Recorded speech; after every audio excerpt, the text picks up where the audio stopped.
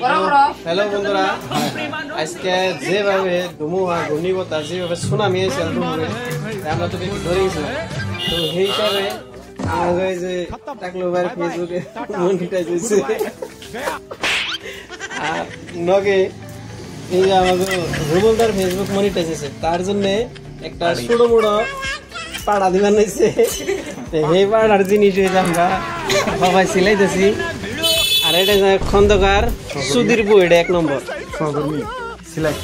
তো ফাইনালি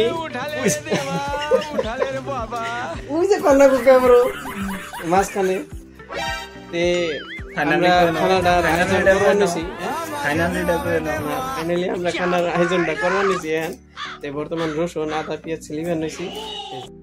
তো ফাইনালি বন্ধুরা, এই যে দেখুন কাঁচামরিচ টমেটো কাটা শেষ। তারপরে আমরা এই যে আদা রসুন শেষ বানিয়েছি। এই যে চিকেন আমরা ধুমো ধুয়ে টুয়ে তারপরে এই যে কড়াইতে ডালি দিলাম, আর কড়াইতে তেল দিয়ে দিলাম অল্প।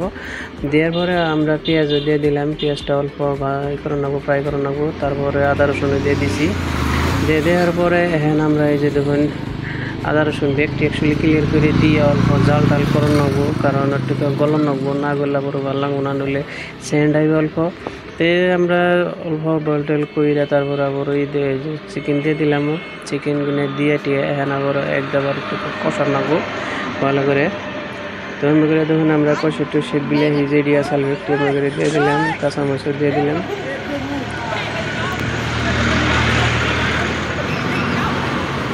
কাঁচামরিচ বিলাহি আদা রসুন টসুন সব কিছু দিয়ে টিয়ে এনে বর্তমান নাইরে সাইডে দিব, দিয়ে টিয়ে টিকে বয়েল করবার দিব। দেখুন আপনারা তো এমনি করে বয়েল করার পরে আদা হওয়ার পরে যে ময় মশলা এমনি করে যত ফাঁকির করে আছে একটা বাটিতে গুলিয়ে একটি দিয়ে দেবো।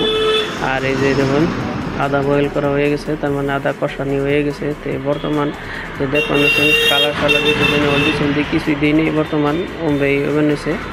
তো ওই যে করে দেখুন হলদি আর ময় মশলা টসলা অল্প দিয়ে দিলাম। দিয়ে দেওয়ার পরে একটু এই যে কালার আইসে, দেখুন